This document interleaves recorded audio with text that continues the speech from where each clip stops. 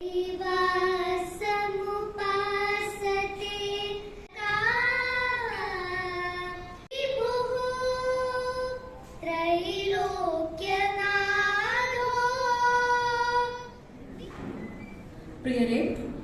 ഈ ചടങ്ങിൽ സ്വാഗതം ആശംസിക്കുന്നത് മാനേജ്മെന്റ് വിദഗ്ധനും എഴുത്തുകാരനും കവിയും സർവോപരി നല്ലൊരു പ്രഭാഷകനും കൂടിയായ ഡോക്ടർ ജി രാജേന്ദ്രൻ പിള്ള സാറാണ്. അദ്ദേഹത്തെ സ്വാഗത കർമ്മ നിർവഹണത്തിനായി സാദരം ക്ഷണിച്ചുകൊള്ളു. ആദരണീയനായ അധ്യക്ഷൻ ശ്രീ വയലാർ മാധവൻകുട്ടി സാർ അവർ ഇന്ന് ഈ പുസ്തകം പ്രകാശനം ചെയ്യുന്ന മലയാളക്കരയുടെ എന്നത്തെയും പ്രിയ കഥാകാരൻ ഡോക്ടർ ജോർജ് വണക്കൂർ സാർ അവർ വേദിയിൽ മഹനീയ സാന്നിധ്യം കൊണ്ട് ഈ പരിപാടി സമ്പന്നവും സമൃദ്ധവും ആക്കുന്ന ശ്രേഷ്ഠ ഗുരുക്കന്മാരെ, സദസ്സിൽ ഉപവിഷ്ടരായിരിക്കുന്ന പ്രബുദ്ധരായ സഹൃദയരെ, എല്ലാവർക്കും എന്റെ സ്നേഹം, ആദരം, വിനീത നമസ്കാരം. വേദിയിൽ നടക്കുന്നത് അതിന് സാക്ഷ്യം വഹിക്കുകയാണ്. അതിനു വേണ്ടിയിട്ടാണ് നാം എല്ലാം ഇവിടെ സന്നിഹിതർ ആയിരിക്കുന്നത്.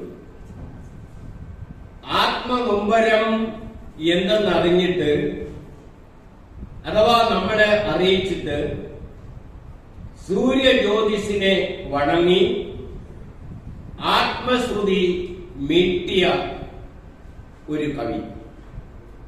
ആ കവിയുടെ മനസ്സിൽ ഉദിച്ച മനോഹരമായ ഒരു നോവലാണ് നിയോഗസ്മൃതി. നോവലും തന്റെ കൈകൾക്ക് വഴങ്ങുമെന്നും തന്റെ മനസ്സിനകത്ത് ഒതുങ്ങുമെന്നും അതെങ്ങനെ വ്യക്തമായിട്ട് എഴുതാൻ അറിയാമെന്നും ഈ കൃതിയിലൂടെ വെളിപ്പെടുത്തുന്നു ശ്രീമതി മല്ലിക വേണുകുമാർ. നമുക്കറിയാം, ആദ്യത്തെ കൃതിയായ ആത്മനൊമ്പരം മലയാളക്കരയാകെ ഇരുകൈയും നീട്ടി സ്വീകരിച്ചു. തുടർന്നു വന്ന സൂര്യജ്യോതിസും ആത്മശ്രുതിയും മലയാളക്കരയാകെ ഇരുകൈകളും മനസ്സും നീട്ടി സ്വീകരിച്ചു. ഉറപ്പിച്ചു പറയാം, നിയോഗസ്മൃതി എന്ന് പറയുന്ന ഈ ആദ്യത്തെ നോവൽ മലയാളക്കരയാകെ ഇരുകൈകളും മനസ്സും ഒപ്പം ഹൃദയവും ചേർത്ത് സ്വീകരിച്ച് നെഞ്ചോട് ചേർത്ത് പിടിക്കുമെന്ന് ഉറപ്പാണെന്ന് ഞാൻ ആദ്യമേ പറയുന്നു. നോവലിനെ കുറിച്ചൊന്നും തന്നെ ഞാൻ പറയാൻ തയ്യാറാവുന്നില്ല. കാരണം സ്വാഗതം പറയുക എന്ന് പറയുന്ന പരിമിതമായ കർമ്മമാണ് എന്നിൽ നിക്ഷിപ്തമായിരിക്കുന്നത്. നോവലിന്റെ ഉള്ളറകളെ കുറിച്ച്, ഉൾക്കാമ്പിനെ കുറിച്ച്, ഉൾത്താളുകളെ കുറിച്ച് വളരെ സവിസ്തരം സമഗ്രമായി സംസാരിക്കാൻ ഏറെ ശ്രേഷ്ഠരായിട്ടുള്ള പ്രമുഖരായ വ്യക്തികൾ, ഗുരുശ്രേഷ്ഠരായ വ്യക്തികൾ ഇവിടെ സന്നിഹിതരായിട്ടുണ്ട്. പ്രത്യേകിച്ചും ഈ പുസ്തകത്തിന്റെ ഹൃദയം തുറന്നു കാണിക്കാൻ തയ്യാറായിരിക്കുന്ന ശ്രീ GP ശാസ്തമംഗലം സാർ. എന്നിരുന്നാലും ഒരു വാചകം ഈ നോവലിനെ കുറിച്ച് പറഞ്ഞില്ലെങ്കിൽ എന്റെ ഹൃദയത്തിന്, മനസ്സിന് തൃപ്തി വരില്ല. നിയോഗസ്മൃതി എന്ന് പറയുന്ന ഈ നോവൽ വെറുമൊരു നോവലല്ല, ഒരു ഫാന്റസി അല്ല, ഇമാജിനേഷൻ മാത്രമല്ല അതിനകത്തുള്ളത്, ഒരു സാങ്കല്പിക കഥയല്ല. ഇതിൽ തിരുവിതാംകൂറിന്റെ ചരിത്ര പശ്ചാത്തലം ഉറങ്ങുന്നു. എന്നിൽ നിക്ഷിപ്തമായിരിക്കുന്ന സ്വാഗതമോതുക എന്ന കർത്തവ്യത്തിലേക്ക് ഞാൻ കടക്കട്ടെ. ഈ സമ്മേളനത്തില് അധ്യക്ഷം വഹിക്കുന്നത് ശ്രീമാൻ വയലാർ മാധവൻകുട്ടി സാർ അവർ. നമുക്കറിയാം, ഒരു ജ്വാലയായി മലയാളിയുടെ മനസ്സിൽ വളർന്നു പന്തലിച്ച് സ്ഥിരം സ്ഥാനം പിടിച്ചു നിൽക്കുന്ന സിനിമ സീരിയൽ സംവിധായകൻ, ഒപ്പം ഗാനരചയിതാവ്, ഗ്രന്ഥകർത്താവ്, അത്തരത്തിൽ വിവിധ തലങ്ങളിൽ അറിയപ്പെടുന്ന അദ്ദേഹത്തെ നിങ്ങൾ ഓരോരുത്തരുടെ പേരിലും എന്റെ പേരിലും ഈ മഹാസമ്മേളനത്തിലേക്ക് ഞാൻ സ്വാഗതം ചെയ്യുന്നു. നിയോഗസ്മൃതി പ്രകാശനം ചെയ്യുന്നത് മലയാളക്കരയിലെ ഏറ്റവും പുണ്യമായ പുണ്യകരങ്ങൾ തന്നെയാണ്. ഡോക്ടർ ജോർജ് ഓണക്കൂർ സാർ അവർ എണ്ണത്തിലേറെ ഗ്രന്ഥങ്ങൾ, അതിലേറെ സിനിമകൾ, അനേകം വിദ്യാർത്ഥികൾ, അതിനേക്കാൾ കൂടുതൽ PhD, എത്രത്തോളം രചന നടത്തിയിട്ടുണ്ടെന്നും അത് ഈ മലയാളക്കരയ്ക്ക് എത്രത്തോളം സ്വാധീനം ചെലുത്തിയിട്ടുണ്ടെന്നും ഞാൻ പറയേണ്ട കാര്യമില്ല. അത്തരത്തിൽ മലയാളക്കരയുടെ നിത്യ ഹരിത നിസ്തുല കഥാകാരനായ, മലയാളത്തിന്റെ അഭിമാനമായ, എക്കാലത്തെയും അഭിമാനമായ, തന്റെ ഹൃദയരാഗങ്ങൾ ഒഴിച്ചുകൊണ്ട് കേന്ദ്ര സാഹിത്യ അക്കാദമി അവാർഡിന് അർഹനായ ഗുരുതുല്യനായ ഡോക്ടർ ജോർജ് ഓണക്കൂർ സാറിനെ ഈ വേദിയിലേക്ക് ഞാൻ സ്നേഹാദരം നമസ്കരിച്ചുകൊണ്ട് സ്വാഗതം ചെയ്യുന്നു. ഈ കർമ്മം ഇന്ന് ഉദ്ഘാടനം ചെയ്യും അദ്ദേഹത്തെ സ്നേഹാദരങ്ങളോടെ ബഹുമാനപൂർവ്വം ഞാൻ സ്വാഗതം ചെയ്യുന്നു. നിയോഗ സ്മൃതി സ്വീകരിക്കാനുള്ള നിയോഗം ലഭിച്ചിരിക്കുന്നത് ലോകാദരണീയനായ ഗുരുരത്നം ജ്ഞാനതപസ്വി സ്വാമികളുടെ പ്രിയ സഹോദരനായ, ഏറെ കവിതകളും ഗാനങ്ങളും ചെറുകഥകളും ഒപ്പം നോവലുകളും തിരക്കഥകളും എഴുതിയിട്ടുള്ള ശാന്തിഗിരി ആശ്രമത്തിന്റെ സാംസ്കാരിക ഡയറക്ടറുമായ ശ്രീ അനിൽ ചേർത്തല അവർകളാണ്. അദ്ദേഹത്തെ ഏറെ ബഹുമാനത്തോടെ, സ്നേഹത്തോടെ, ഹർഷാരവത്തോടെ ഞാൻ സ്വാഗതം ചെയ്തു. TP ശാസ്ത്രമംഗലം സാർ, ഏതൊരു കവിത കിട്ടിയാലും ഗാനം കിട്ടിയാലും അതിന്റെ ഉള്ളു തുറന്ന് ശസ്ത്രക്രിയ ചെയ്ത് ഉള്ളറകളിൽ എന്തുണ്ടെന്നുള്ളത് വ്യക്തമായി മനുഷ്യർക്ക് മനസ്സിലാക്കി കൊടുക്കുന്ന പ്രഗത്ഭനായ നിരൂപകൻ, പ്രഗത്ഭനായ ഗ്രന്ഥകർത്താവ്, അതിലെല്ലാത്തിലുപരിയായിട്ട് നല്ലതുപോലെ പ്രഭാഷണം നടത്തുന്ന വ്യക്തി. പക്ഷെ ഒരു വാചകം എനിക്ക് മല്ലിക വേണുകുമാറിനെ കുറിച്ച് പറയുമ്പോൾ പറയേണ്ടതായിട്ടുണ്ട്. തൊട്ടതെല്ലാം പൊന്നാക്കുന്ന സ്വഭാവത്തിന്റെ ഉടമയാണ് ശ്രീമതി മല്ലിക വേണുകുമാർ. അഥവാ പൊന്നാക്കുന്നതിന് വേണ്ടി മാത്രമാണ് പലതിനെയും അവർ തൊടുന്നത്. അത് കവിതാ പുസ്തകങ്ങളിലൂടെ നമ്മൾ മനസ്സിലാക്കി. അത് കൂടുതൽ നമുക്ക് മനസ്സിലാക്കാൻ കഴിയുന്നത് ഈ നോവലിലൂടെയാണ്. അധ്യക്ഷ പദം അലങ്കരിക്കുവാനായി നമുക്കിന്ന് ലഭിച്ചിരിക്കുന്നത് ശ്രീ വയലാർ മാധവൻകുട്ടി അവർകളെയാണ്. സിനിമാ സംവിധായകൻ, ഗാനരചയിതാവ്, എഴുത്തുകാരൻ തുടങ്ങിയ നിലകളിലെല്ലാം പ്രശസ്തനായ അദ്ദേഹം മഹാനടൻ മമ്മൂട്ടി നിർമ്മിച്ച ജ്വാലയായി എന്ന ടെലിവിഷൻ സീരിയലിലൂടെ ജനപ്രിയനായി മാറി. ധാരാളം പുസ്തകങ്ങളുടെ രചയിതാവ് കൂടിയാണ് ശ്രീ മാധവൻകുട്ടി സർ. അദ്ദേഹത്തെ അധ്യക്ഷ പ്രസംഗത്തിനായി സാദരം ക്ഷണിച്ചു പോകുന്നു.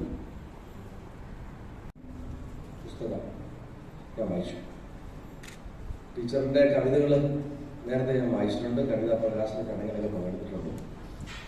അപ്പോ ടീച്ചറിന്റെ കവിതകൾ വായിക്കുമ്പോൾ ഒക്കെ നല്ലൊരു സുഖമുള്ള കവിതകളായിട്ടാണ് എനിക്ക് തോന്നിയിട്ടുള്ളത്. അതിന്റെ ലാളിത്യവും ഭാഷയിലുള്ള ഔചിത്യപരമായ ഇടപെടലുകളും അപ്പൊ രചനയിലെ ലാളിത്യവും കൊണ്ടത് വളരെ സുഖകരമായ ഒരു വായനയ്ക്ക് പറ്റിയ കവിതകളാണ് എനിക്ക് തോന്നിയത്.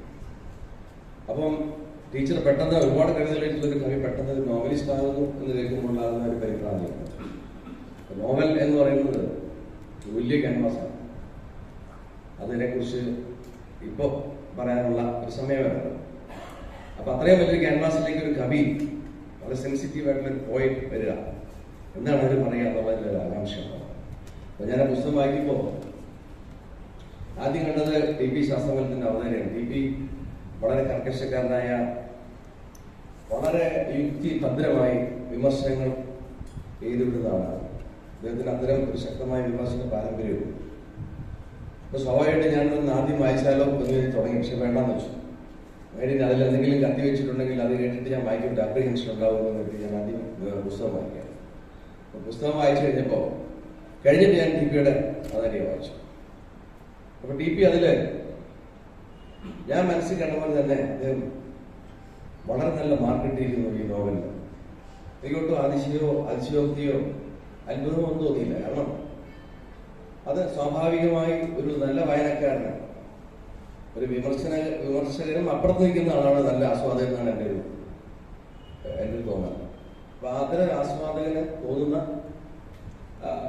വികാരങ്ങളും അഭിപ്രായങ്ങളും മാത്രമാണ് അദ്ദേഹം രേഖപ്പെടുത്തിയിട്ടുള്ളത്. കാരണം ടീച്ചർ വളരെ ഇപ്പൊ തന്നെ അതിനകത്ത് പറഞ്ഞിട്ടുള്ള കാര്യങ്ങൾ പൂർണ്ണമായി ഞാൻ യോജിച്ചിട്ട് പറയാണ്.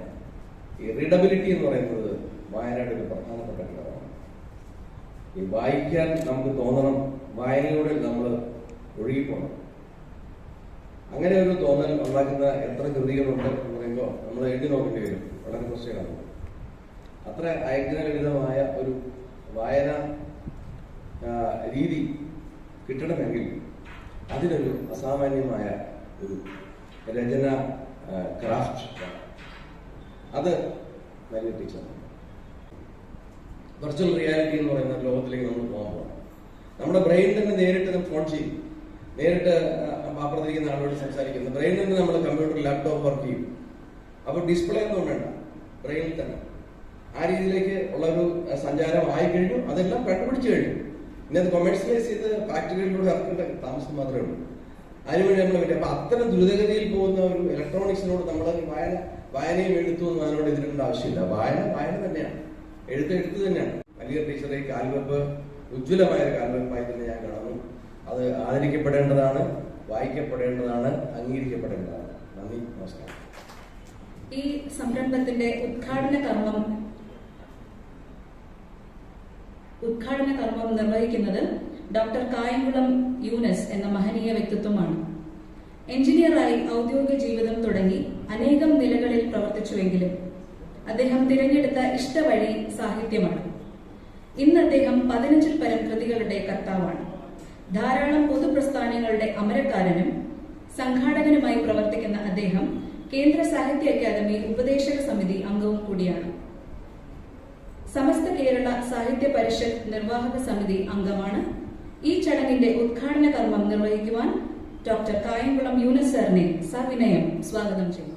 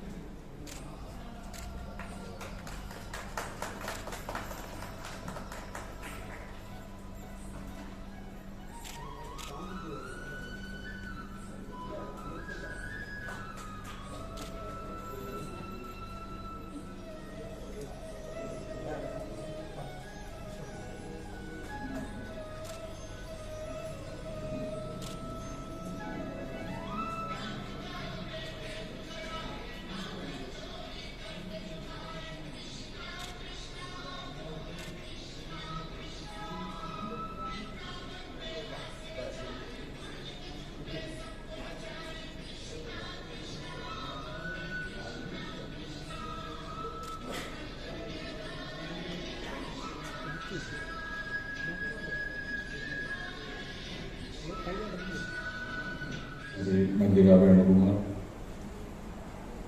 ശ്രീ പുലിപ്പാറ ബിജു, ബഹുമാനപ്പെട്ട ഡോക്ടർ ജി രാജേന്ദ്രപിള്ള സാർ, പ്രിയപ്പെട്ട ഭാഗ്യനിധി ഭാഗ്യമെന്ന സഹോദരന്മാരും, ഞാൻ ഇവിടെ പറഞ്ഞതുപോലെ ഒരു എഞ്ചിനീയറാണ്. അപ്പോൾ എല്ലാ കാര്യത്തിലും, ഈ സിമെൻറ്റിൻ്റെ കാര്യത്തിലും വെള്ളത്തിൻ്റെ കാര്യത്തിലും കമ്പിയുടെ കാര്യത്തിലുമൊക്കെ കുറവ് വരുത്തുന്ന എഞ്ചിനീയർമാരെ പോലെ ഞാൻ എൻ്റെ ഈ ചെറിയ പ്രസംഗം ചെറുതാക്കിക്കൊണ്ട് അതിനെ ബ്രീവിറ്റി കാണിക്കാം എന്നാണ് വിശ്വസിക്കുന്നത്. അതുകൊണ്ട് ഞാൻ ദീർഘമായി നിങ്ങളോട് സംസാരിക്കുന്നതായിരിക്കില്ല. എന്നാലും ഒന്ന് രണ്ട് കാര്യങ്ങൾ ഇവിടെ പറയുവാൻ ആഗ്രഹിക്കുകയാണ്. ശ്രീമതി മല്ലിക വേണുകുമാർ സുപരിചിതയായ എഴുത്തുകാരിയാണ്. അവരുടെ കഴിവ് കഴിഞ്ഞ 3 കവിതാ സമാഹാരങ്ങളിൽ തെളിയിച്ചതാണ്. അതിലൊരു ആദ്യത്തെ കവിതാ സമാഹാരത്തിൻ്റെ ഉദ്ഘാടനം വൈലോപ്പള്ളി സംസ്കൃത ഭവനിൽ നടക്കുമ്പോൾ അധ്യക്ഷനാകാനുള്ള ഭാഗ്യം എനിക്ക് സിദ്ധിച്ചിട്ടുണ്ട്. അന്ന് ശ്രീ കെ മുരളീധരൻ MP ആയിരുന്നു. അന്ന് അദ്ദേഹം ഇവിടെ വട്ടിയൂർക്കാവ് MLA ആയിരുന്നു എന്നാണ് എൻ്റെ ഓർമ്മ.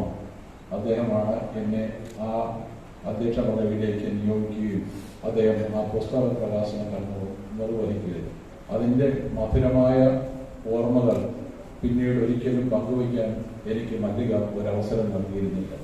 പക്ഷേ ഇന്ന് ഈ ചടങ്ങിൽ അതിനേക്കാൾ വലിയ ഒരു പദവി സമ്മാനിച്ചുകൊണ്ട് ഉദ്ഘാടന കർമ്മം നിർവഹിക്കുവാൻ എന്നെ ഈ ചടങ്ങ് ഏൽപ്പിച്ചതിന് ശ്രീമതി മല്ലികയ്ക്ക് ഞാൻ നന്ദിയും കടപ്പാടും അറിയിച്ചു.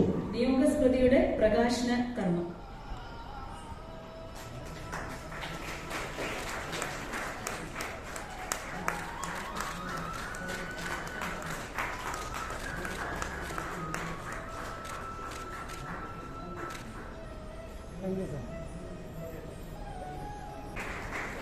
ഈ പുസ്തക പ്രകാശന വേദി വളരെ സമ്പന്നമാണ് എന്ന് നിങ്ങൾക്ക് എല്ലാവർക്കും അറിയാം. ഇത്രയധികം മഹൽജനങ്ങളെ ഒരു പുസ്തക പ്രകാശനത്തിന്റെ വേദിയിൽ അണിനിരത്തുന്ന ഒരു അനുഭവം മുൻപ് ഞാൻ കണ്ടിട്ടില്ല. അത് ശ്രീമതി മല്ലിക വേണുകുമാറിന് നമ്മുടെ സാഹിത്യത്തോടും സാഹിത്യകാരന്മാരോടും വിവിധ മേഖലകളിൽ പ്രവർത്തിക്കുന്ന മഹത് വ്യക്തിത്വങ്ങളോടുമുള്ള ആദരവും സ്നേഹവും സൂചിപ്പിക്കുന്നു എന്നാണ് ഞാൻ മനസ്സിലാക്കുന്നത്. അതുപോലെ ഒട്ടേറെ പ്രഗത്ഭരായ ആളുകൾ സദസ്സിലും സന്നിഹിതരാകണം. ബഹുമാന്യരെ, പ്രിയപ്പെട്ടവരെ, ആരുടെയും പേര് പ്രത്യേകമായി പരാമർശിക്കാതെ സമയം ലാഭിക്കാനുള്ള ഒരു പരിശ്രമത്തിലാണ് ഞാൻ നിൽക്കുന്നത്. ഈ പുസ്തകം നിയോഗ സ്മൃതി എനിക്ക് നേരത്തെ കിട്ടി എന്നുള്ളത് കൊണ്ട് ശ്രദ്ധാപൂർവം വായിക്കുന്നതിന് ശ്രമിച്ചു എന്നേ എനിക്ക് പറയാൻ കഴിയൂ.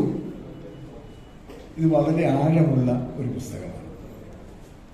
ഒരു പ്രദേശത്തിന്റെ കഥ, ഒരു ദേശത്തിന്റെ കഥ പല തലമുറകളിലൂടെ പറയുന്ന മനോഹരമായ അനുഭവമാണ് എഴുത്തുകാരി സ്വീകരിച്ചിരിക്കുന്നത്, പകർന്നു നൽകുന്നത് എന്ന് പറയാനാണ് എനിക്ക് ഇഷ്ടം. ഏറ്റവും ബഹുമാനപ്പെട്ട ജോർജ് ഓണക്കൂർ സാർ, എൻ്റെ ജ്യേഷ്ഠ സഹോദരനെ പോലെയുള്ള വയലാർ മാധവക്കുട്ടി ചേട്ടൻ, ഞാനിന്ന് ആദ്യമായിട്ട് ആണ് പരിചയപ്പെട്ടതെങ്കിലും ആദ്യത്തെ പരിചയം തന്നെ മനസ്സിലേക്ക് ഒരിടം കടന്നു വന്ന ഡോക്ടർ കായംകുളം യൂനസ് സാർ, പ്രിയപ്പെട്ട സുഹൃത്ത് കൃഷ്ണ പൂജപ്പുര, മധുര ബാലേന്ദ്രൻ സാർ, പിന്നെ ഞാൻ എല്ലാ കാര്യത്തിലും അഭിപ്രായം തേടുന്ന TB ശാസ്ത്രമംഗലം സാർ. കാരണം അദ്ദേഹത്തിനോട് അഭിപ്രായം ചോദിച്ചാൽ പിന്നെ വേറൊരു പോസ്റ്റ്മോർട്ടത്തിനാരും മുതിരുമെന്ന് തോന്നുന്നില്ല. അതുകൊണ്ട് ഏതൊരു പുസ്തകം എഴുതുമ്പോഴും ഒരു കവിത എഴുതുമ്പോഴും ഒക്കെ ഞാൻ അദ്ദേഹത്തിന്റെ അഭിപ്രായം തേടാറുണ്ട്. അങ്ങനെയുള്ള ബഹുമാനപ്പെട്ട TB ശാസ്ത്രമംഗലം സാർ, സരോജ മാം, ഡോക്ടർ രമാദേവി മാം, പിന്നെ നമ്മുടെ പ്രിയപ്പെട്ട മല്ലിക ടീച്ചർ, എല്ലാവർക്കും, നിങ്ങൾ ഓരോരുത്തർക്കും എൻ്റെ സ്നേഹം പങ്കുവച്ചുകൊണ്ട് ഞാൻ 2 വാക്ക്, പുസ്തകത്തെക്കുറിച്ചൊന്നും ഞാൻ പറയുന്നില്ല. അതിൻ്റെ സർജറി നടത്തി അതിന്റെ ഓരോ പാർട്സും നമുക്ക് പ്രത്യേകം അവതരിപ്പിക്കാൻ യോഗ്യനായ TP സാറുകളുണ്ട്. അപ്പോൾ അദ്ദേഹം അതേക്കുറിച്ച് പറഞ്ഞോളാം. ഞാൻ 2 വാക്ക് പറഞ്ഞ് നിർത്തുകയാണ്.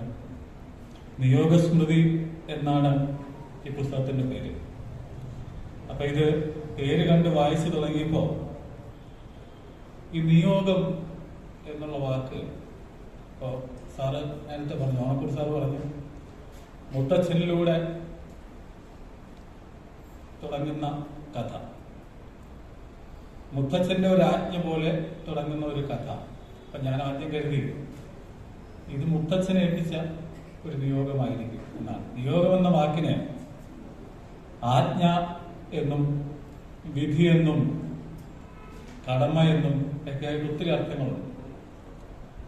അപ്പൊ ഇത് മുത്തച്ഛനെ ഏൽപ്പിച്ച ഒരു നിയോഗമായിട്ടാണ് ടീച്ചറിൽ തുടങ്ങി വെച്ചിരിക്കുന്നത്. ഒരു ആകസ്മിക നിയോഗം പോലെ അല്ലെങ്കിൽ ഒരു നിമിത്തം പോലെ വന്നതായിട്ടാണ് ടീച്ചർ തുടങ്ങി വെച്ചിരിക്കുന്നത്. എങ്കിലും അതിനെ സമ്മതിക്കാൻ എനിക്ക് കഴിയുന്നില്ല. ആഫ്രിക്കൻ വനാന്തരത്തില് ഒരു ഇല ഒരു മരത്തിൽ നിന്ന് അടർന്നു വീണു. ആ ഇലയിൽ ഒരു പുഴുണ്ട്. ആ പുഴു എഴഞ്ഞ് ഒരു വിറകെട്ടിന്റെ മേളിൽ കയറിയിരുന്നു. ആ വിറകെട്ടിൽ വന്നിരുന്ന ഒരു വഴിയാത്രികൻ അദ്ദേഹത്തിന്റെ പാൻസ് മുഴുവൻ ആ പുഴുവിൽ നിന്ന് ചതഞ്ഞു. അപ്പൊ ആ പാൻസ് ഇനി യാത്ര മുടങ്ങി തിരിച്ച് റൂമിൽ ചെന്ന് ഈ പാൻറ് കൊണ്ട് അടുത്തുള്ള ഒരു അലക്കയുടെ കൊണ്ടുവന്നപ്പോ അവിടെ അലക്കാൻ വന്ന വേറൊരു പെൺകുട്ടിയെ കണ്ടു. അയാൾക്ക് ഇഷ്ടപ്പെട്ടു. അവർ തമ്മിൽ പ്രണയത്തിലായി. വീട്ടുകാരുടെ സമ്മതത്തോടെ ആ കല്യാണം കഴിച്ചു. ആ കല്യാണത്തില് ഒരു കൊച്ചുണ്ടായി. അതാണ് അമേരിക്കയുടെ 37ാമത്തെ പ്രസിഡന്റ് റിച്ചാർഡ് നിക്സൺ. അപ്പോ ആഫ്രിക്കൻ വനാന്തരത്തിലുള്ള ഒരു മരത്തിൽ നിന്ന് ഒരു ഇല അടർന്നു വീണതാണ് അതിന് നിയോഗമായത്. പീഠിക തയ്യാറാക്കിയ ആള് തന്നെ പുസ്തക പരിചയവും നിർവഹിക്കണം എന്നത് മറ്റൊരു നിയമം. പുസ്തക പരിചയം നടത്തുന്നവർ പരാമർശമായ കൃതിയുടെ ഏതാണ്ട് എല്ലാ വിവരങ്ങളും, നോവലാണെങ്കിൽ കഥയുൾപ്പെടെ പറഞ്ഞ് ആളുകളെ ബോറടിപ്പിക്കുന്ന ഒരു ഏർപ്പാടുണ്ട്. എന്തായാലും ഞാനത് മുതിരുന്നില്ല. പോരെങ്കിൽ ഇന്നിവിടെ പ്രകാശിതമായ കൃതി ഒരു നോവലാണ്.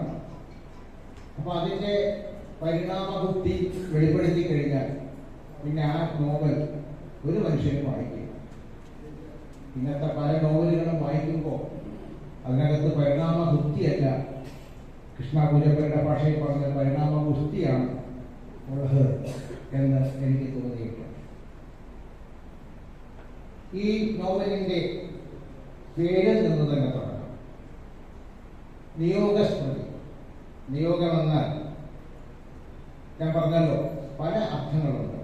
നേരത്തെ അതിൽ സൂചിപ്പിച്ചതുപോലെ കൽപ്പന, ചുമതല, വിധി എന്നൊക്കെയാണ് പ്രധാന അർത്ഥങ്ങൾ. സ്മൃതി എന്നാൽ ഓർമ്മ.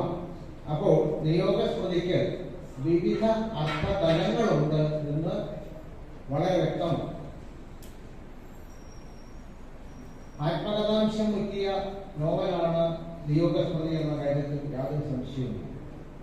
പൂഞ്ചിറ എന്ന നാട്യങ്ങളില്ലാത്ത ഗ്രാമത്തിന്റെ അവിടുത്തെ ശുദ്ധമായി ശ്വസിച്ച് വളർന്ന ഏതാനും മനുഷ്യജന്മങ്ങളുടെ കഥയാണ് ഉള്ളിത്തട്ടുന്ന രീതിയിൽ മനോഹരമായി ഈ കൃതിയുടെ രചയിത്രി മല്ലിക വേണുകുമാർ അവതരിപ്പിച്ചു. ഇവിടെ ഓണപ്രസാദ് പറഞ്ഞതുപോലെ സേതുട്ടി എന്ന കാവ്യാത്മകമായ പേരുള്ള സേതുലക്ഷ്മി എന്ന നോവലിലെ നായിക, ആ നായികയുടെ വീക്ഷണകോണിലൂടെ ആണ് കഥ വികസിക്കുന്നതും രൂപാന്തരം പ്രാപിക്കുന്നത്. ഈ സേതുട്ടി എന്ന് പറയുന്ന കേന്ദ്ര കഥാപാത്രം എഴുത്തുകാരിയുടെ, നോവലിസ്റ്റിന്റെ തന്നെ പ്രതിരൂപമല്ലേ എന്ന് ഞാൻ സംശയിക്കുന്നു. മൺമറഞ്ഞ പലരെയും പുനരവതരിപ്പിക്കാൻ ശ്രമിച്ചിട്ടുണ്ട്. അത് അങ്ങനെ കൈകാര്യം ചെയ്യുമ്പോൾ കോണക്കൂർ സാർ പറഞ്ഞതുപോലെ വളരെ സൂക്ഷ്മമായ തലങ്ങളിൽ നിന്നുകൊണ്ടാണ് നോവലിസ്റ്റ് അതിന് പരിശ്രമിച്ചിട്ടുള്ളത്. പലപ്പോഴും പാളിപ്പോകാവുന്ന ഒരു വിഷയമാണ്. പക്ഷേ വളരെ ശ്രദ്ധയോടെ തനിക്ക് ആ രംഗത്ത് പ്രാവീണ്യമുണ്ടെന്ന് തെളിയിക്കുന്ന വിധത്തിലാണ് അതെല്ലാം കൊണ്ടുവന്നിരിക്കുന്നത്. ആ കഥാപാത്രങ്ങൾക്കൊക്കെ തന്നെ ചരിത്രത്തിൽ തന്നെയുള്ള പേരുകൾ തന്നെ ഈ നോവലിനും കൊടുത്തു എന്നുള്ളത് നോവലിസ്റ്റിന്റെ ധൈര്യത്തെ, കാരണം അങ്ങനെ ഇപ്പോൾ സമുദായത്തെക്കുറിച്ചോ അല്ലെങ്കിൽ രാഷ്ട്രീയ കക്ഷികളെക്കുറിച്ചോ അല്ലെങ്കിൽ മൺമറഞ്ഞ മഹത് വ്യക്തികളെക്കുറിച്ചോ ഒക്കെ പറയുമ്പോൾ പലരും മൂടുപടം അണിയിച്ചാണ് അവതരിപ്പിക്കുക. പക്ഷെ ഇവിടെ അങ്ങനെയല്ല. അവരുടെ യഥാർത്ഥ ചിത്രം തന്നെ നമ്മുടെ മുന്നിൽ തെളിയും. ഒട്ടും ദീർഘമല്ലാത്ത 21 അധ്യായങ്ങൾ, ആകെ നോവൽ മാത്രം 204 കോളങ്ങൾ. നേരത്തെ ഓണക്കൂർ സാർ പറഞ്ഞത് അതിൻ്റെ ആമുഖ പഠനവും എല്ലാം കൂടി ചേർന്നാണ് അദ്ദേഹം പറഞ്ഞ പേജിൽ 204 കോളങ്ങൾ, നോവൽ മാത്രം 21 അധ്യായങ്ങൾ. പറയേണ്ട എല്ലാവരും പറഞ്ഞു കഴിഞ്ഞു ഓണക്കൂർ സാർ. ബാക്കി എല്ലാവരും സംസാരിച്ചു കഴിഞ്ഞു. അതിനെക്കുറിച്ച് കൂടുതൽ പഠിച്ച നോവൽ ശാഖയിൽ കൂടുതൽ പ്രവർത്തിക്കുകയും കൂടുതൽ പരിചയമുള്ളവരെല്ലാവരും ഇതിനെക്കുറിച്ച് പറഞ്ഞു. ഞാനൊരു വായനക്കാരനായിട്ടാണ് എന്നെ അസലായിട്ട് ഇഷ്ടപ്പെടുത്തി. സൂപ്പർ പുസ്തകം, ഒന്നാം തരം പുസ്തകം. ഞാൻ അതിശയിച്ചൊന്നും പറയില്ല. ഞാൻ 2 ദിവസം കഴിഞ്ഞ് ടീച്ചറെ വിളിച്ച് പറയുകയും ചെയ്തു. സാധാരണ കവിത എഴുതിക്കൊണ്ടിരുന്ന ഒരാൾ നോവലിൽ വരുമ്പോൾ ഒരു ഗദ്യത്തിൽ വരുമ്പോൾ ഇതെങ്ങനെയായിരിക്കും അതിൻ്റെ ആ അടവുകളൊക്കെ അറിയാമെന്നൊക്കെ സ്വാഭാവികമായിട്ട് ഒരു സംശയം തോന്നും. ടീച്ചറിൻ്റെ എല്ലാ കവിതകളും ഞാൻ കേൾക്കാറുണ്ട്, വായിക്കാറുണ്ട്. അങ്ങനെയുള്ള എഴുത്തുകാരൻ, ഒരു കവയത്രി എന്ന പേര് പതിച്ച ആൾ നോവലിലേക്ക് വരികയാണ്. എങ്ങനെയായിരിക്കും ആ നോവൽ എഴുതപ്പെടുന്നത്, അത് എങ്ങനെയായിരിക്കും വരുന്നതെന്നൊക്കെ തീർച്ചയായിട്ടും അറിയാനുള്ള ഒരു ആകാംക്ഷ ഉണ്ടായിരുന്നു. ഗംഭീരമായിട്ടുള്ള പുസ്തകം. ഇവിടെ നേരത്തെ സൂചിപ്പിച്ചതുപോലെ ഫാന്റസിയും അല്ലെങ്കിൽ ആ മന്ത്രവാദ സീനുണ്ട്. ഞാൻ സീൻ എന്ന് പറയുന്നത് സിനിമ പോലെ എനിക്ക് തോന്നി. അതുകൊണ്ടാണ് സീൻ അധ്യായത്തിന് സീൻ എന്ന് പറയുന്നത്. എൻ്റെ വിനീതമായ നമസ്കാരം. ശുദ്ധ കവിതയുടെ വക്താവായ മല്ലിക വേണുകുമാറിൻ്റെ കവിത പോലെ സുന്ദരമായ ഒരു നോവലാണ് നിയോഗസ്മൃതി. നമുക്ക് നാം നിത്യേന കാണുകയും കേൾക്കുകയും ചെയ്യുന്ന കാര്യങ്ങൾ ആരോടെങ്കിലുമൊക്കെ പറഞ്ഞില്ല എങ്കിൽ നമുക്ക് വലിയ വിമിഷ്ടമാണ്. അങ്ങനെ കവിതയിൽ പറയാൻ പറ്റാത്ത കാര്യങ്ങൾ കുറെ കൂടെ വിശാലമായ ഒരു ക്യാൻവാസിൽ കാലത്തിന് വേണ്ടി, പുതിയ കാലത്തിന് വേണ്ടി വരച്ചിട്ടിരിക്കുകയാണ് മല്ലിക വേണുഗോപാൽ. ഇത് ഒരു കവയിത്രിയുടെ ആദ്യത്തെ നോവലാണ് എന്ന് പറയാൻ, വിശ്വസിക്കാൻ വളരെ പ്രയാസമാണ്. അത്രമേൽ യുക്തിഭദ്രമായി കഥാപാത്രങ്ങളെയും കാലഘട്ടത്തെയും ഈ നോവലിൽ അതിവിദഗ്ധമായി സമർത്ഥമായി സന്നിവേശിച്ചിരിക്കുകയാണ് നിയോഗസ്മൃതി എന്ന ഈ നോവൽ. ഇവിടെ തന്നെ സമൂഹത്തിന്റെ പല പ്രശ്നങ്ങളിലേക്കും വരച്ചുകൊണ്ടിരിക്കുന്നു.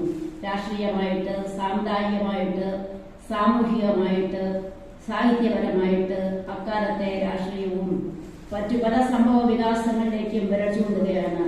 വളരെ ഗവേഷണമായി ചരിത്രപരമായിട്ട് പഠിച്ചും മനസ്സിലാക്കിയുമാണ് നോവലിസ്റ്റ് പല കാര്യങ്ങളും ചിത്രീകരിച്ചിരിക്കുന്നത്. വളരെ ബൃഹത് ആകാരമില്ല, വളരെ വേഗം വായിക്കാം, ലാളിത്യമാർന്ന ഭാഷ, നർമ്മബോധമുണ്ട്, കുറിച്ചുകൊള്ളുന്ന സംഭാഷണങ്ങളുണ്ട്. നമ്മുടെ ദൈനംദിന ജീവിതത്തിൽ നമ്മൾ കാണുന്ന, കുടുംബ ജീവിതത്തിൽ, സമൂഹത്തിൽ കാണുന്ന പല കാര്യങ്ങളും ഇത് ചിത്രീകരിച്ചിട്ടുണ്ട്. സ്വാതന്ത്ര്യം ലഭിച്ച് വളരെയധികം കഴിഞ്ഞതിന് ശേഷവും നമ്മൾ മാനസികമായിട്ട് സ്വതന്ത്രരായിട്ടില്ല. നമുക്ക് സമൂഹത്തിൽ പല പാരതന്ത്ര്യങ്ങളും നമ്മുടെ നാട്ടുകാർ അനുഭവിച്ചിരുന്നു എന്നാണ് മനസ്സിലാക്കാൻ. നാടുവാഴികളുടെയും തമ്പുരാക്കന്മാരുടെയും രാജാക്കന്മാരുടെയും ഒക്കെ അവരുടെയൊക്കെ ആഗ്രഹത്തിന് വഴങ്ങി നിസ്സഹായരായി ഉന്നത ജാതിക്കാരുടെയും ഒക്കെ ചൊൽപ്പടിക്ക് നിൽക്കേണ്ടി വരുന്ന പാവപ്പെട്ടവരുടെ, അതിദീനരായിട്ടുള്ളവരുടെ വിലാപങ്ങളും മുറവിളികളും വേദനകളും ഗദ്ഗതങ്ങളും എല്ലാം ഒപ്പിയെടുത്ത് അവതരിപ്പിക്കാൻ നോവലിസ്റ്റിന് കഴിഞ്ഞിട്ടുണ്ട്.